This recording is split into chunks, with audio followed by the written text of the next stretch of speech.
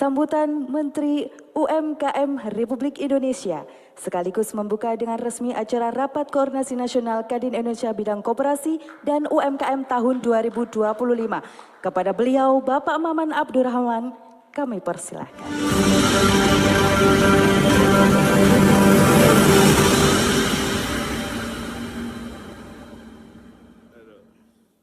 Tes.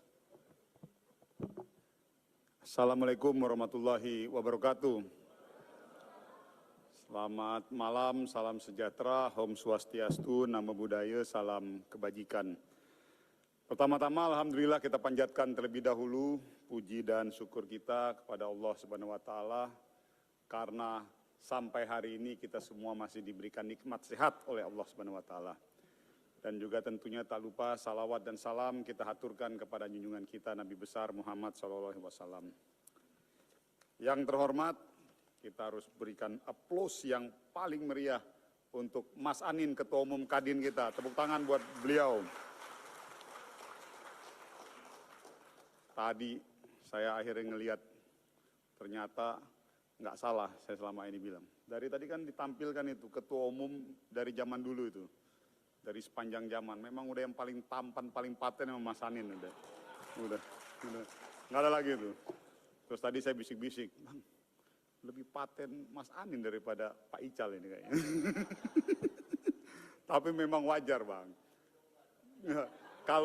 Kalau anak memang karena faktor ini memang harus agak lebih dikit gizi.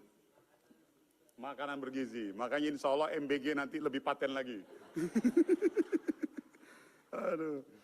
Salam hormat saya buat kanda saya, Bang Nurdin Halid, Wakil Ketua Umum Bidang UMKM dan Koperasi. Kalau tadi orang bilang beli koperasi Soko Guru, beliau ini suhu.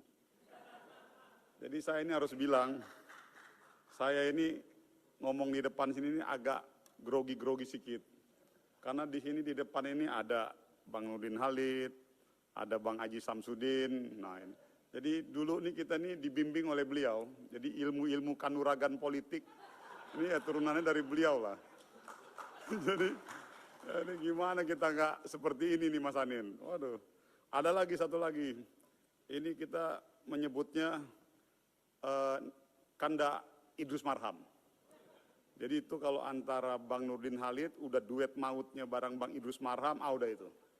Itu nggak tahu mana yang benar, mana yang salah. Mana yang mana tuh udah tak putar-putar lah udah. Jadi, tapi sekali lagi saya hormat sama beliau. Tepuk tangan lah buat Bang Nurdin Halid. Dulu aja belum selama 10 tahun nggak di DPR aja semua orang dibikin putar-putar. Apalagi sekarang udah pimpinan komisi, Pak. Jadi, harus hati-hati sama beliau ini. Salam hormat saya buat Ketua Pelaksana Adinda kita, Andi Amar. Anggota DPR Komisi 3. Tepuk tangan buat beliau. Ya ada juga lah, tadi berapa suara tadi dibisik-bisik sama Bang Nurdin Halid.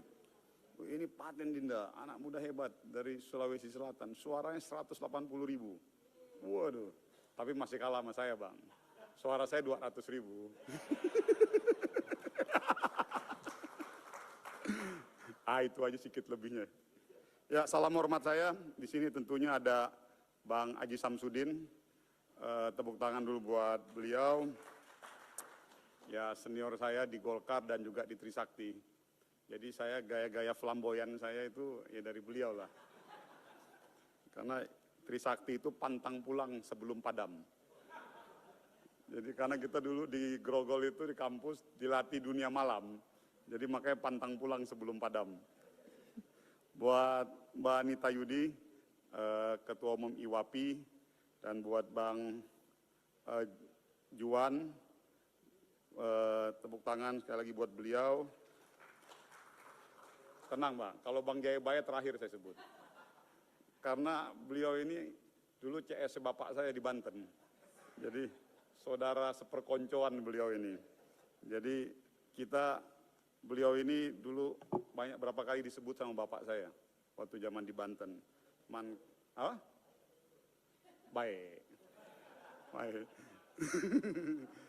Tak mungkin juga yang buruk-buruk kita sebut di sini, toh. Salam hormat, tepuk tangan dulu buat Bang Jayabaya nih. Dan tentunya salam hormat saya buat Mas Topan, Ketua Umum KNPI saya dulu. Jadi saya ini mantan anak buah beliau di KNPI. Jadi ya alhamdulillah, makanya tadi saya bilang nih, saya ini agak berat beban saya nih ngomong di sini nih.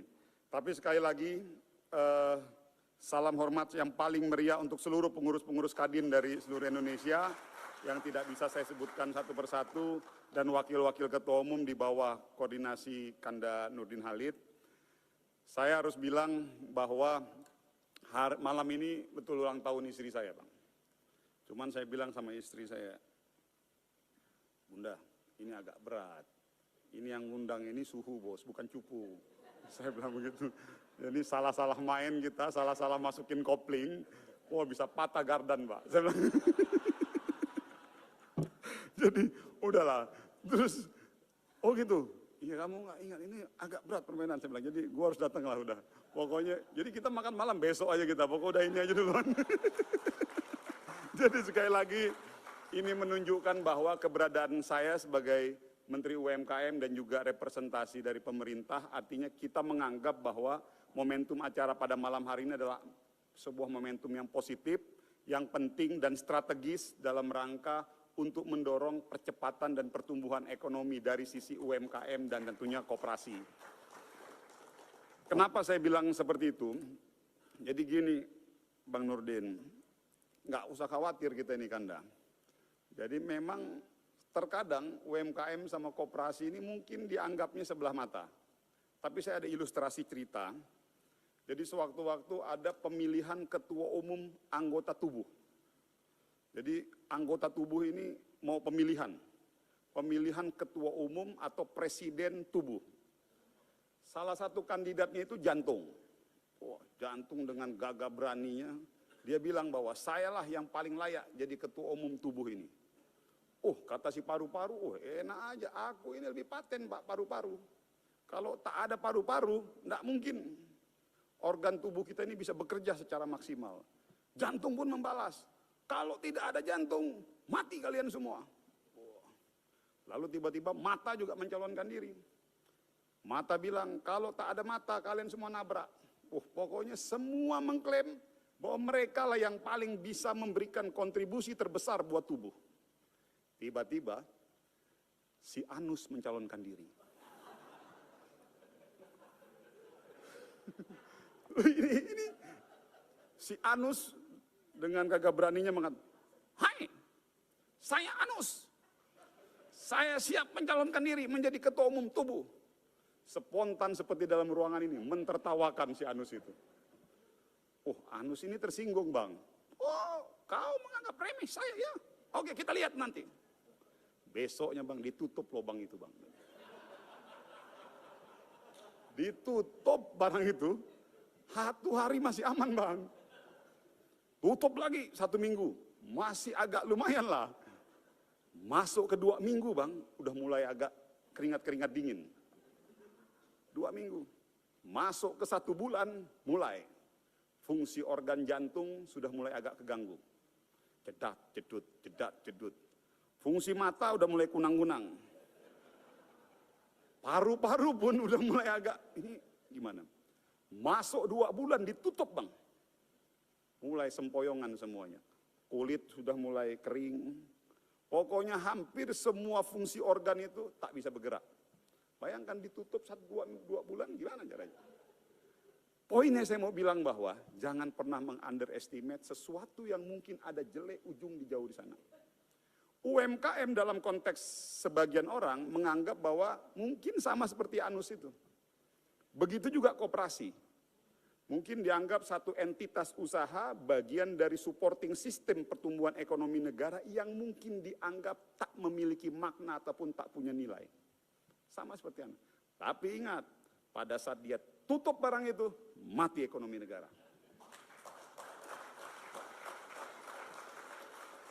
Kenapa saya pakai ilustrasi ini? Karena ilustrasi sederhana yang mungkin bisa kita jadikan sebagai sebuah contoh bahwa betapa luar biasa pentingnya kehadiran usaha mikro, kecil, dan menengah di dalam supporting sistem pertumbuhan ekonomi negara kita. Karena per hari ini ada kurang lebih 57 sampai 60 jutaan entitas usaha yang faktanya pada saat ekonomi sedang bermasalah, ekonomi negara sedang bermasalah, UMKM dan koperasi lah yang menjadi garda terdepan yang mengamankan ekonomi di sektor level menengah. Jadi bagi saya, apa yang dilakukan oleh Pak Prabowo dalam konteks kebijakan ekonomi kerakyatannya di mana menggunakan koperasi sebagai agregator dan UMKM sebagai lini terbawah itu sudah luar biasa tepat sebagai bentuk kepedulian konkret afirmative action pemerintah dalam konteks menjaga pertumbuhan ekonomi yang real di negara kita. Saya ingin menyampaikan begini, ada yang mengatakan bahwa keberpihakan pemerintah di era Pak Prabowo terhadap UMKM masih belum signifikan. Salah total.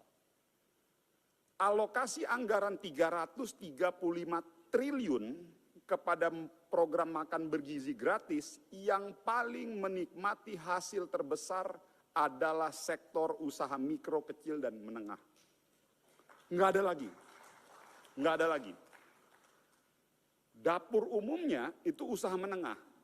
Karena butuh modal kurang lebih dari antara 500 juta sampai 2 miliar. Tergantung diferensiasi kualitas dari dapur ya mau main di wilayah mana. 500 juta sampai 2 miliar. Tapi average rata-rata modal usaha untuk buka dapur umum itu di angka 700 sampai 1 miliar. Dalam satu dapur umum itu melibatkan kurang lebih 20 supplier. Supplier telur, supplier ikan, supplier daging, macam-macam tuh, beras, sayur-sayuran, dan segala macamnya. Dan bahkan sekarang membangun sebuah ekosistem usaha baru.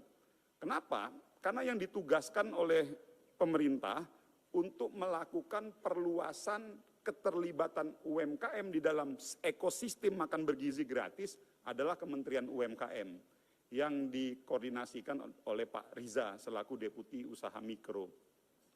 Kita sudah test case di beberapa daerah, itu luar biasa sekali. Sekarang mungkin supplier masih diperebutkan oleh dapur umum, sekarang. Tapi pertanyaan nanti, pada saat 30.000 dapur umum ini sudah terbentuk semua, dapur umum itu akan kesulitan mencari supplier. Pasti. Nah inilah tadi, secara sistem nanti pada saat sudah terbentuk 30.000 dapur umum, mau tidak mau ekosistem usaha di level kecamatan dan desa itu akan dipaksa untuk mulai buat kolam ikan lele, untuk mulai bikin peternakan ayam, untuk mulai buat peternakan telur dan lain sebagainya. Jadi ini yang tadi saya bilang, apa yang dilakukan oleh pemerintahan hari ini di era Pak Prabowo adalah membangun ekosistem baru, ekosistem usaha baru. Jadi ini yang sedang didorong oleh Pak Presiden dalam rangka untuk bentuk konkret keberpihakan beliau terhadap ekonomi kerakyatan. Dan tentunya hadirnya saya pada malam hari ini bukan hanya sekedar tadi karena urusan sama Bang Nurdin Halid, tapi karena kita menganggap bahwa Kadin adalah menjadi salah satu institusi strategis yang kita anggap perlu untuk kita kolaborasikan dalam rangka mengimplementasikan program ini. Nah dari itu semua yang tadi saya sampaikan, ada satu hal yang saya perlu sampaikan kepada forum yang terhormat ini, bahwa ada sebuah situasi yang memang cukup rumit dan sulit di dalam kementerian kami, yaitu terkait data. Jadi saya ingin sampaikan bahwa ada kurang lebih sekitar 57 jutaan sampai 60 juta. Ini karena saya kasih range, Pak.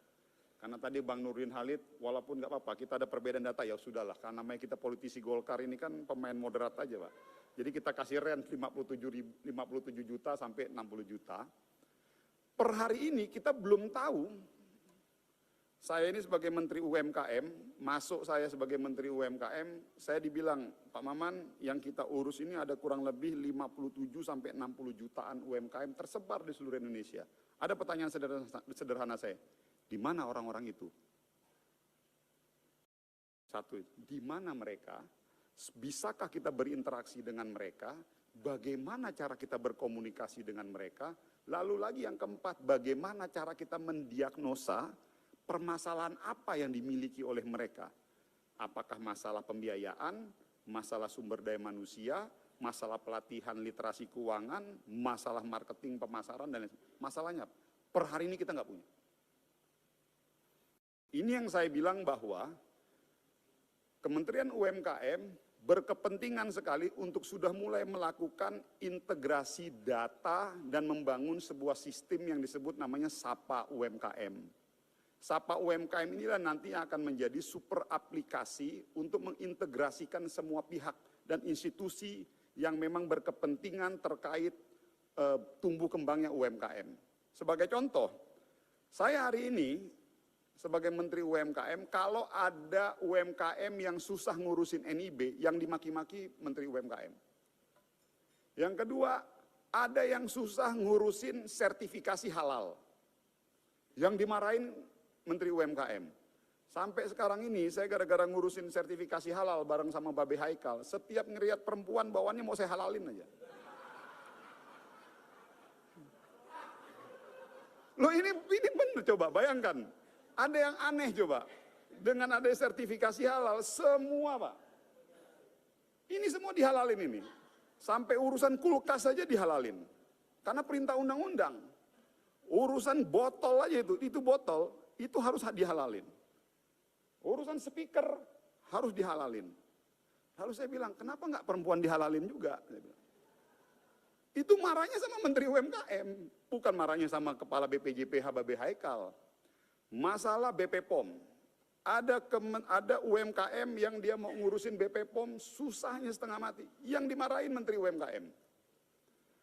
Masalah PIRT, yang seharusnya dia komplainnya ke gubernur atau ke bupati, yang dimarahin Menteri UMKM.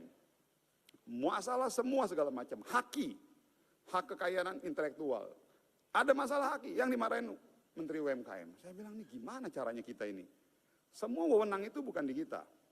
Tetapi karena ada arahan dan petunjuk dari Pak Presiden untuk mengoptimalkan kolaborasi, akhirnya muncul ide kita untuk membangun sebuah sistem terintegrasi yang nanti sistem itulah yang akan jadi kita akan bangun sebuah sistem dan kita akan keluarkan aturan, kalau kalian mau dikatakan UMKM atau mau disebut UMKM, syarat pertamanya onboarding ke sistem kita. Jadi nanti akan ada aturan, pasca sistem ini dibentuk, mungkin kurang lebih 1-2 bulan ke depan, pasca sistem ini dibangun, jadi kami dari Kementerian UMKM akan keluarkan aturan, wajib semua UMKM masuk onboarding di dalam sistem ini. Jadi akhirnya kita bisa memetakan itu. Kurang lebih hitungan saya bisa hampir ada 40 juta UMKM yang akan onboarding di dalam sistem ini. Dengan semua situasi dan problem masalahnya. Jadi kita bisa memetakan secara utuh tuh, oh yang ini dia belum punya NIB, kita dorong nanti ke BKPM. Sistem nanti yang akan melakukan, dan ini sedang kita rintis dan kita bangun dalam rangka untuk memudahkan pemberian pelayanan dan memberikan peningkatan daya saing kepada usaha mikro, kecil, dan menengah kita di seluruh Indonesia. Nah lalu yang kedua, betul tadi yang dibilang oleh Kananudin Halid, bahwa pada akhirnya koperasi adalah sebagai agregasi, koperasi adalah sebagai agregator, koperasi adalah sebagai holding yang memang bisa menjadi penghubung antara UMKM dengan pihak off-taker di atas. Jadi mau tidak mau memang, karena hampir tidak mungkin kita salah satu off-taker misalnya kita berurusan dengan ribuan UMKM, maka itu perlu diagregasi di dalam yang namanya koperasi. Makanya inilah salah satu pentingnya yang perlunya ada forum seperti ini dalam rangka untuk melakukan akselerasi percepatan seperti yang nanti di Koperasi Desa Merah Putih. Salah satunya nanti itu posisi Koperasi Desa Merah Putih adalah sebagai agregator. Jadi di dalamnya itu nanti akan ada UMKM-UMKM yang kita konsolidasikan bisa melalui 2 pendekatan.